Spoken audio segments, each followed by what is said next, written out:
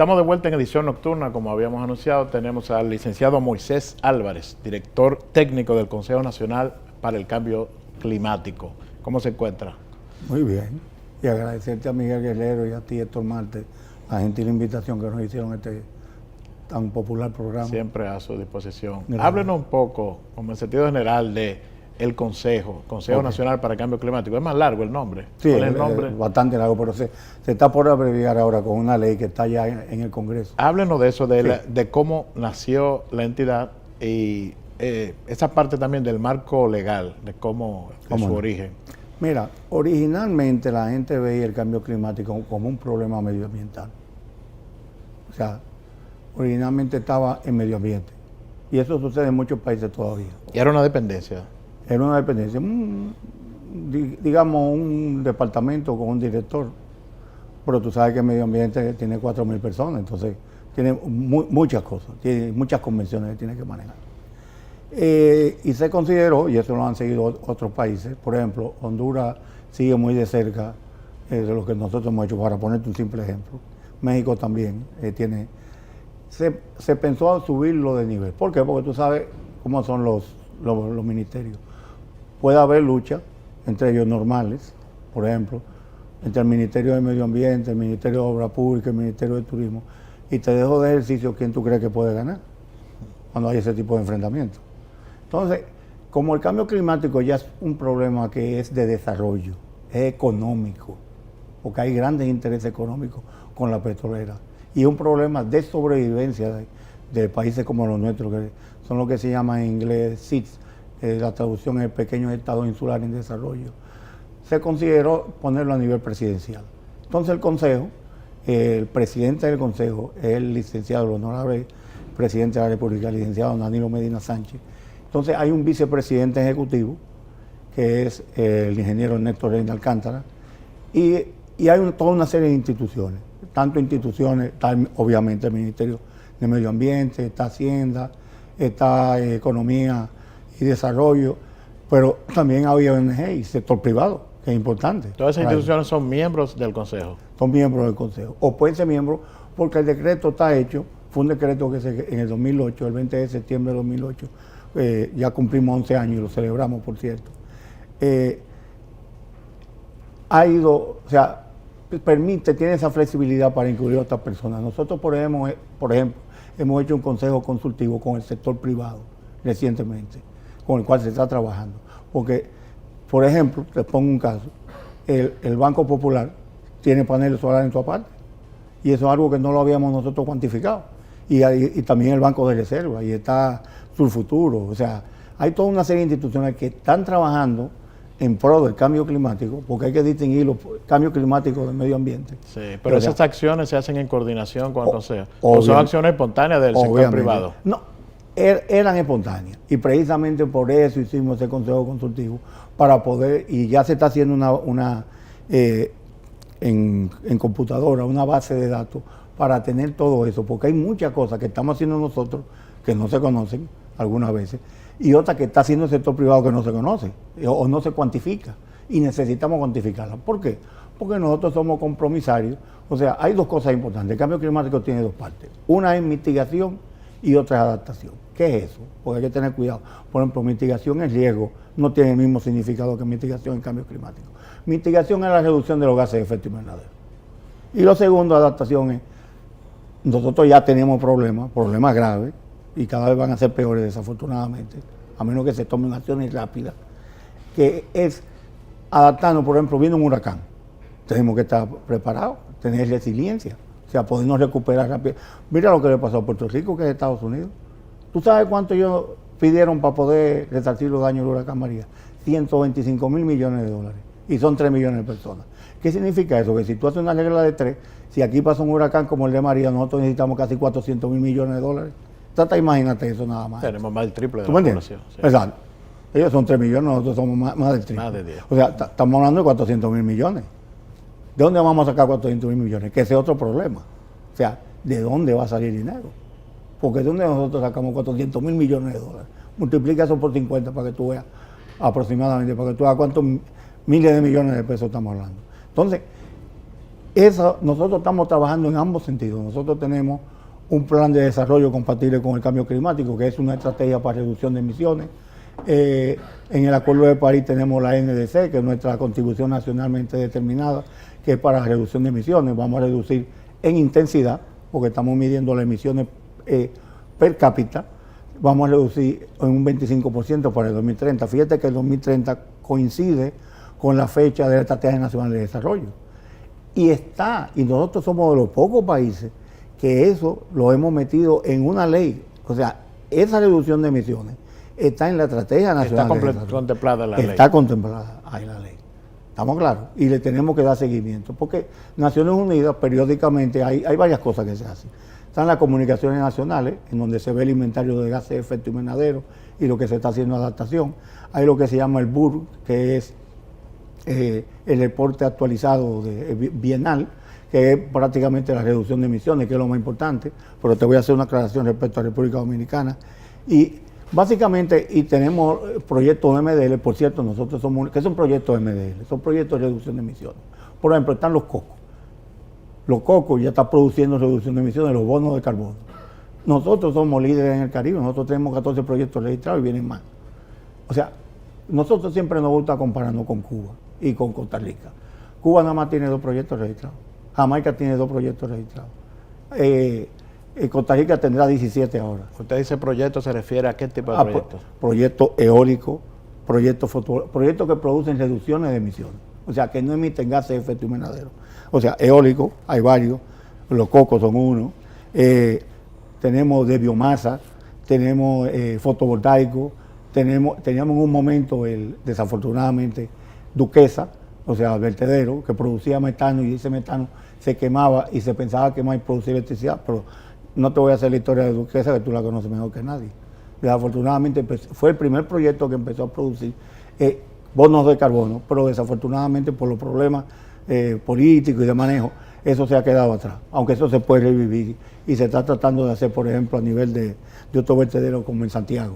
Entonces, nosotros estamos trabajando en eso ahora. Pero esos proyectos le toca al Consejo, le toca incentivarlos. Nosotros somos los que damos la carta de aprobación para Naciones Unidas, lo que se llama en inglés Letter of Approval, o sea, carta de aprobación, que por cierto se da gratis, no se cobra nada por eso. O sea, se le da la carta a esos proyectos y ellos ya los reciben, entonces los registran. Y después cuando empiezan a producir, empiezan a decir la reducción de emisiones. Que eso se vende en los mercados internacionales. Desafortunadamente, se habla mucho del cambio climático, de apoyar a los países en desarrollo, pero no se le frena la realidad. Te voy a poner un ejemplo, que es el que casi siempre yo pongo, para que se vea si hay interés en esta cosa o no a nivel internacional. Porque fíjate cuál es el problema de esto del cambio climático. Es que no depende de nosotros.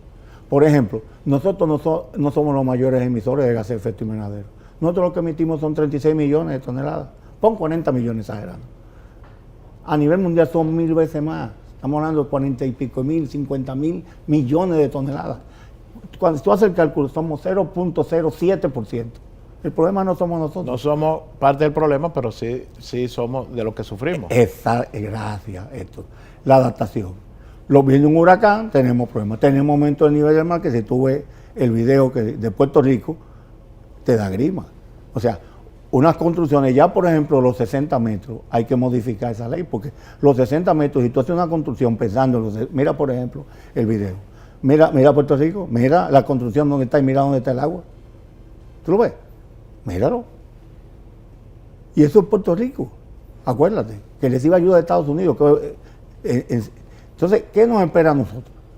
Entonces, ese aumento del nivel del mar lo tenemos, porque está aumentando 3 milímetros por año. Pero ya se disparó, ahora estamos en 5 milímetros por año. 5 milímetros por año significa en una década 50 milímetros. 50 milímetros son casi 2 pulgadas. ¿Tú te imaginas un aumento de nivel del mar? Todo depende de la inclinación. Mira, por ejemplo, dónde estaba la playa antes en Puerto Rico y mira dónde está la playa ahora.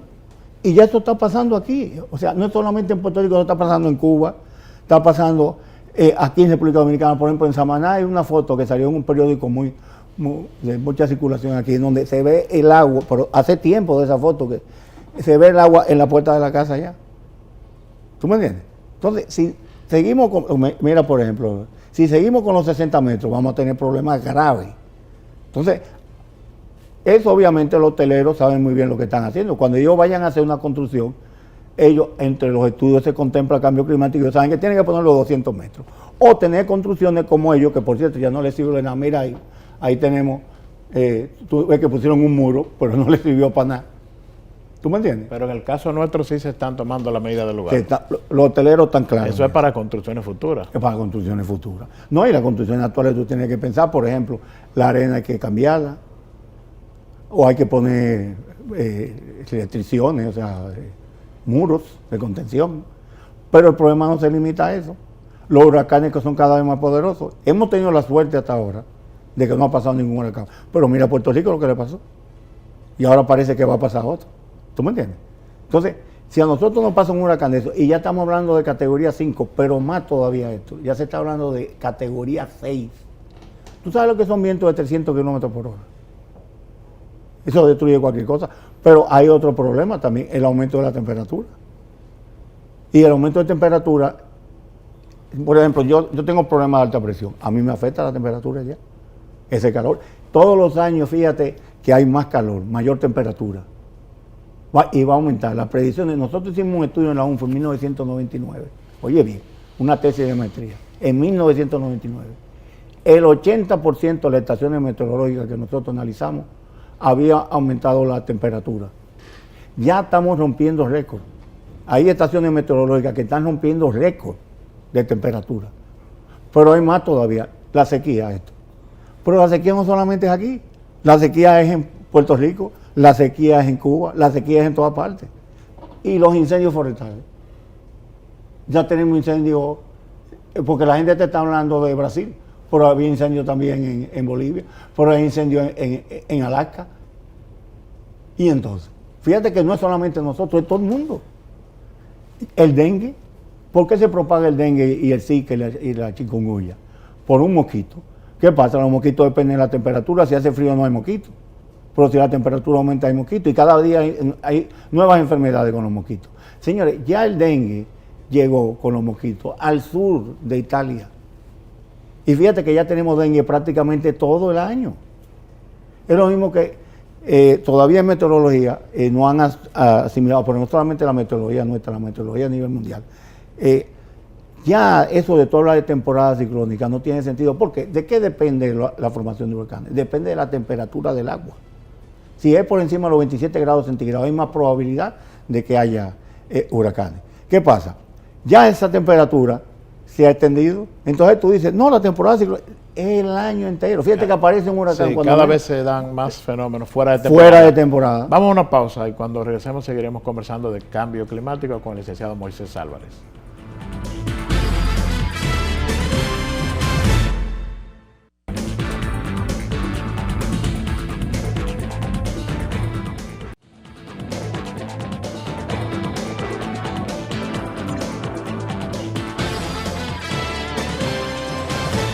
Seguimos hablando de cambio climático con el licenciado Moisés Álvarez, director ejecutivo.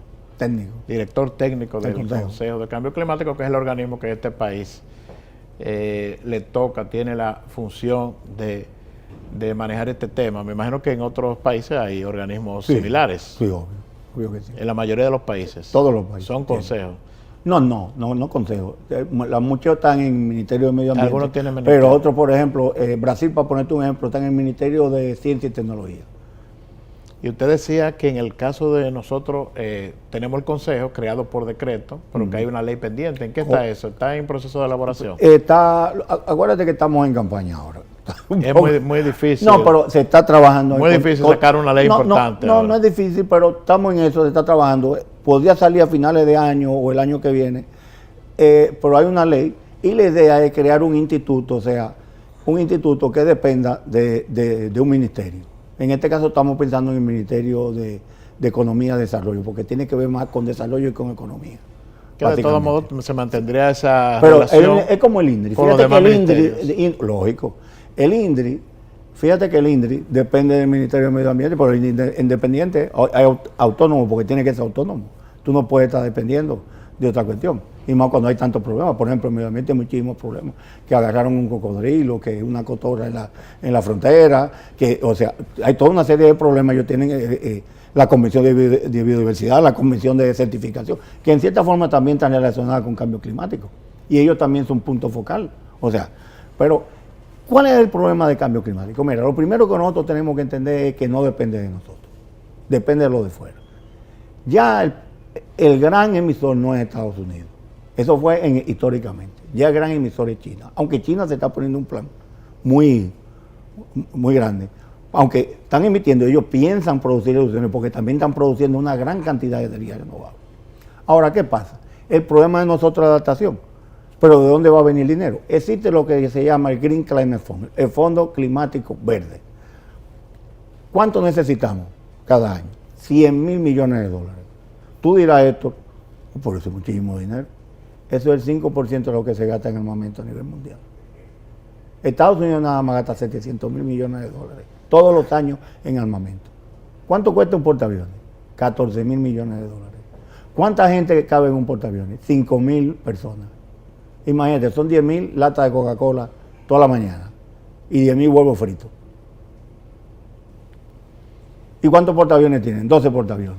Pero tú estás hablando de Estados Unidos, Rusia, ahora tenemos una carrera armamentista, no sé si te has fijado, Rusia también, China ni hablar, que es la próxima potencia, sino que es ya prácticamente, ¿tú me entiendes? Es la segunda que está ahí. O sea, estamos en una carrera armamentista. Dinero hay para armas, pero no hay para cambio climático. Y te voy a decir, los dos problemas que puede acabar con la humanidad son dos. Cambio climático, que lo está haciendo silenciosamente, lento pero seguro. Y puede llegar un momento que haya una irreversibilidad. Por ejemplo, si se derrite los cielos que están en el continente antártico, puede aumentar el nivel del mar 6 metros. Trata de imaginarte la República Dominicana con 6 metros de aumento del nivel del mar. ¿Qué va a pasar? ¿Estamos claros?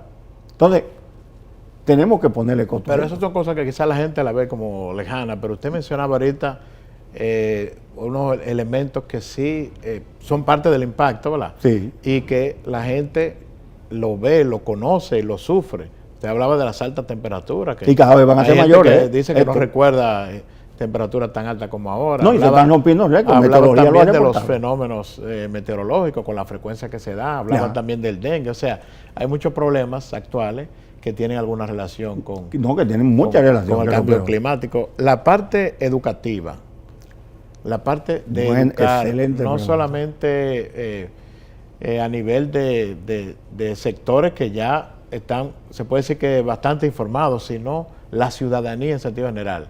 ¿Qué se puede hacer? ¿Qué ha pensado el Consejo? Primero... O sea, con masificar eso. No, yo te voy a decir, tú acabas de tocar algo interesantísimo. Fíjate, primero, nosotros somos líderes en Naciones Unidas, oye bien, Naciones Unidas, en el mundo, en lo que tiene que ver con educación para el cambio climático.